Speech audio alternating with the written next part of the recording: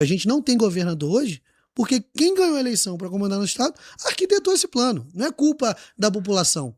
A população acreditou, e aí, independente se votou por motivo A, motivo B, é democracia, ganha quem tem mais votos. Mas a população não acreditava que ia chegar num momento como esse, e todo mundo que ela votou ou tá afastado, caçado ou preso.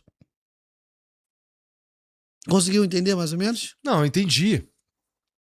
Entendi, cara, mas eu acho que a população tem culpa sim, meu irmão. Como é que não, caralho? Foram eles que votaram nesses caras aí, meu irmão. A culpa nunca é do sistema, mas sim de quem prefere a desculpa fácil e o dedo apontado. A gente, querendo ou não, eu tenho culpa das coisas que... Porque assim, como é que eu... E aqui vamos viajar um pouco. Como é que eu enxergo essa porra? É que se as pessoas enxergassem o Estado como... Não como um concurso de Miss ou como um prêmio para pessoas que eu gosto, a gente tava em outro lugar, tá? Então, se você me disser que a gente nunca fez nada para educar as pessoas direito... A profundidade aqui é tamanha que deu um nó na minha capacidade de acompanhar o raciocínio. Inclusive, a gente fez o contrário disso. Ao longo do tempo, a gente foi removendo das escolas umas paradas que lidava com moral e cívica, por exemplo, entendeu? E eu não tô nem falando de... Parece algo antiquado e antigo, e porque eu tô falando de algo que foi extinto quando eu era moleque, né? Em 2026 ia ter outro nome, um nome aí de geração Z, né? O ponto que eu quero trazer é... O antiquado é só o que a narrativa atual ainda não conseguiu absorver. Típico. Então, eu concordo contigo que não há nenhum esforço para ajudar a gente a votar melhor, tá? Com certeza, é o contrário. O esforço é para fazer a gente votar pior. É para cada vez mais ser um concurso de Miss. A sensação que eu tenho nisso tudo, que eu não acredito nem que vocês, e vocês eu quero dizer políticos. São, porra, cara, desculpa, tá? Inteligentes o suficiente para coordenar algo que acontece do jeito que acontece. O cinismo é tão natural que virou um esporte olímpico de transmissão. Parabéns. É muito mais uma questão de cultura. A parada é assim há muito tempo. Então, o cara sobe no palanque para fazer um discurso que hoje em dia, ainda por cima com as ferramentas das redes sociais, o cara faz um discurso com uma narrativa ideológica, porque ele sabe que aquilo ajuda ele a ser eleito. Mas quando ele tem que votar uns bagulho estranho, quando ele tem que se associar com as paradas que não necessariamente tem um viés ou uma narrativa ideológica... Ideologia é fácil de vender. A burocracia real exige mais do que apenas um bom discurso no palanque. Os caras apertam a mão. Isso não que isso seja um problema. O problema é o cara fazer o teatro para enrolar o cara que tá votando. Porque no fim é um concurso de Miss. Então o cara me pergunta assim com frequência: o que tu achou do Lula? Ou então, o que tu achou do Bolsonaro? Os caras são gente boa? Óbvio, meu irmão, é o trabalho deles. O trabalho deles é ser gente boa, ele não precisa saber mais nada. O show de gente boa vende muito mais do que qualquer plataforma política sincera. Ele só precisa ser gente boa. Ninguém tem 50 milhões de votos, você não mala. Isso, meu irmão. E outra, o cara se você for pegar o grosso mesmo da população, é só, no máximo você, ou no máximo você também não, mas pouca gente vai ter votado em um candidato a qualquer coisa, um candidato a deputado federal, sabendo que diabo aquele cara tá propondo. Ou que ele vota num cara porque ele não vota, porque ele odeia o outro. Então, nem é o melhor motivo, tá ligado? A política resumida. Votamos mais pelo ódio do outro do que pelo carisma do candidato. E dentro disso que você tá falando, eu acho que eu vivo de dentro e consigo enxergar. E eu sempre tentei... Beleza, eu tenho a mesma opinião que você nesse sentido, mas eu tentei sempre sintetizar. Vamos deixar isso aqui mais claro. O que eu acho? Em democracias mais maduras, o político ele presta conta para quem elege ele. Então ele sempre vai pensar duas vezes antes de fazer alguma coisa que as pessoas que votaram nele não vai gostar. Ponto principal. O cara que muitas das vezes é eleito com um caminhão de votos, não necessariamente tá... Clássico idealismo democrático. Mas esqueceu de mencionar a parte dos votos comprados, né? Nessa pegada. Vou dar um exemplo. Se você pega um cara super de direita, que se elegeu com pautas super da direita, Se ele sabe que se ele votar errado num determinado assunto, ele vai perder a eleição, ele não vai votar. Você pode ter certeza, ele não vai votar. Só que tem muita gente que ganha a eleição não porque o povo votou por conta própria, por vontade própria. O cara enche um prefeito de emenda, enche um prefeito com alguma coisa, que não necessariamente vira obra, às vezes vira só um enriquecimento, tanto do deputado quanto do prefeito. Porque O voto é só mais um item na lista de negociações políticas, não é mesmo? se virar obra, ótimo. Beleza, maravilha, ajudou a população de alguma forma. E ele presta conta para quem? Ele vai prestar conta para meia dúzia de empresário que bancou a campanha dele, ele comprou voto, comprou apoio e chegou lá, e não vai prestar conta para a população. Então, as pessoas têm que pensar o seguinte: eu tô votando num cara que vai ter medo de eu não gostar do voto dele?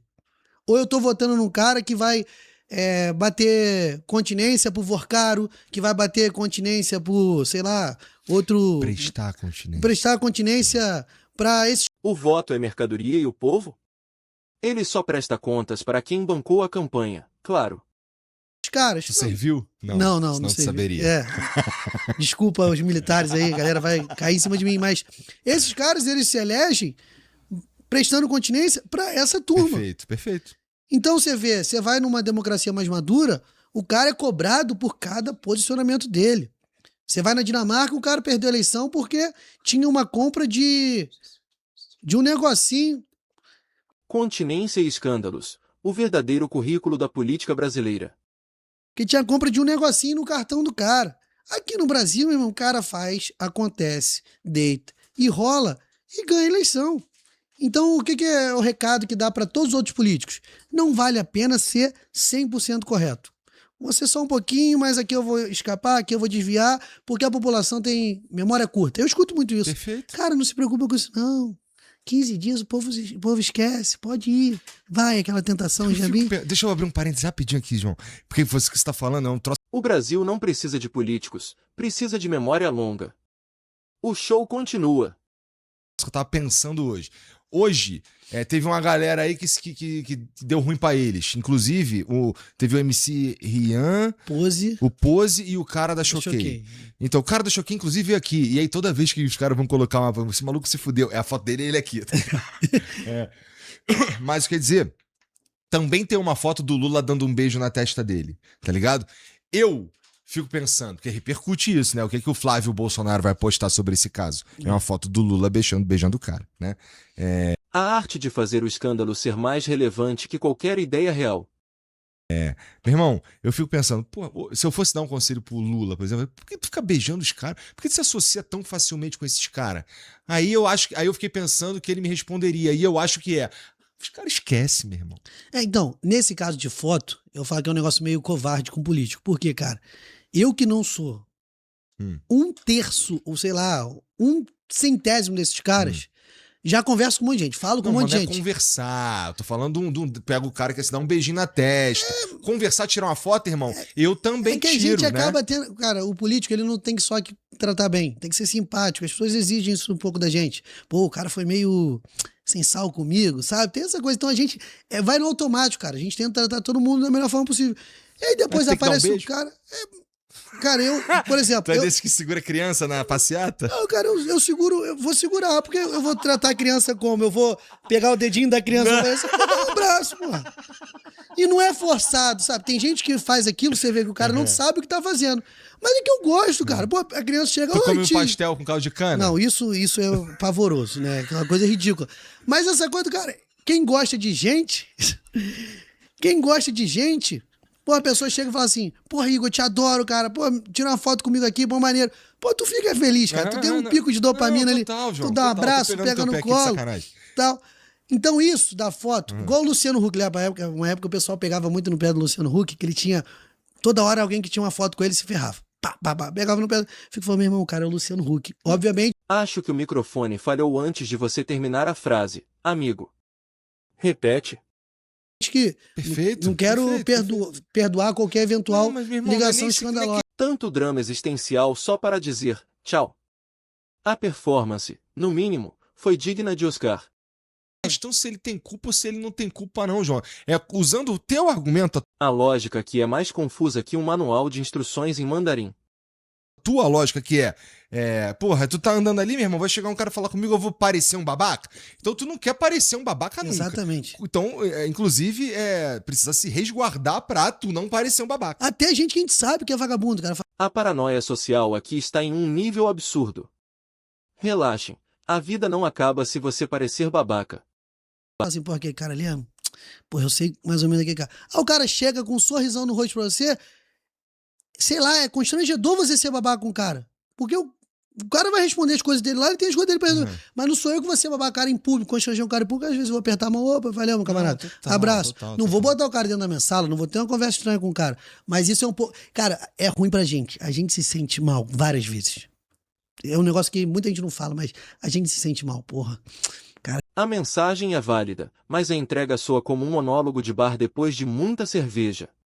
Ele tava jantando com aquele cara. Que merda, cara. Você fala, porra, vou mudar de profissão. Às vezes dá vontade. Mas é um negócio meio ingrato pra Quando gente. tu se ligou que era assim? Quando eu entrei, eu achava isso. Eu achava, pô, aquele cara tirou foto, recebeu aquele fulano, porra, que merda. Aí quando eu entrei, que eu vi que, como era no dia a dia, você não tem como fugir, foge do teu controle, cara. Realmente foge. O que você não pode é atender uma ligação e o cara falar, pô, faz isso pra mim, e você fala, vou quebrar essa pra você. O controle do ambiente é fácil. Controlar essa língua e a raiva é um desafio real.